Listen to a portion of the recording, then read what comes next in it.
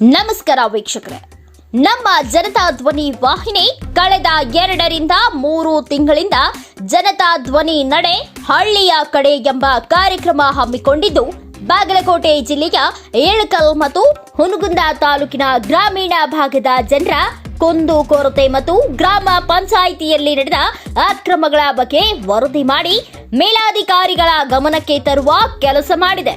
ಹಾಗೆಯೇ ಮೇಲಾಧಿಕಾರಿಗಳಿಗೆ ಪತ್ರದ ಮೂಲಕ ತಿಳಿಸಲಾಗಿದೆ. ಹುನಗುಂದ ತಾಲೂಕಿನ ಗ್ರಾಮ ಪಂಚಾಯಿತಿಗೆ ಸಂಬಂಧಿಸಿದಂತೆ ಒಟ್ಟು 12 ಪತ್ರಗಳನ್ನು ಸಲ್ಲಿಸಿದ್ದೇವೆ.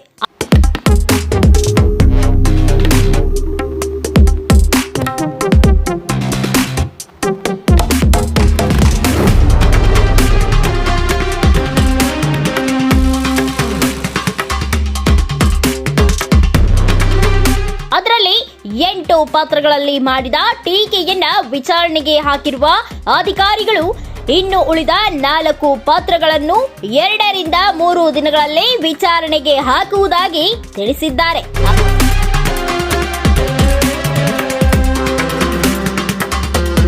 ಆದರೆ ಏಳಕಲ್ ತಾಲೂಕಿನ ಗ್ರಾಮ ಪಂಚಾಯಿತಿಯಲ್ಲಿನ ಬಿಲ್ಗಳ ಗೋಲ್ಮಾಲ್ ಬಗ್ಗೆ ಒಟ್ಟು 9 ಪಂಚಾಯಿತಿ ಪಿಡಿಒ ಮೇಲೆ ಆರೋಪ ಮಾಡಿ ಪತ್ರ ಸಲ್ಲಿಸಿ ತಿಂಗಳುಗಳೇ ಕಳೆದರೂ ಅದರಲ್ಲಿ ಒಂದು ಕೂಡ ವಿಚಾರಣೆಗೆ ಆದೇಶಿಸಿಲ್ಲ. ವಿಚಾರಣೆ ಮಾಡಲು ಅಸಡ್ಡೆ ಮಾಡುತ್ತಿರುವುದು ಯಾಕೆ ಎಂಬ ಪ್ರಶ್ನೆ ಕಾಡುತ್ತಿದೆ.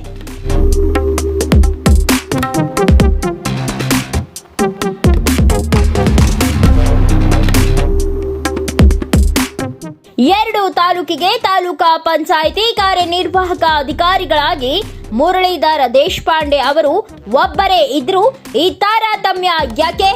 ಹುನಗುಂದ ತಾಲೂಕಿನ ಗ್ರಾಮ ಪಂಚಾಯಿತಿಗಳ ಬಗ್ಗೆ ವಿಚಾರಣೆಗೆ ಒಳಪಡಿಸಿದ್ದಾರೆ. ಆದರೆ ಅದೇ ಇಳಕಲ್ಲ ತಾಲೂಕಿನ ಗ್ರಾಮ ಪಂಚಾಯಿತಿಗಳ ಬಗ್ಗೆ ವಿಚಾರಣೆ ಮಾಡಲು ಹಿಂದೇಟು ಹಾಕಲಾಗುತ್ತಿದೆ.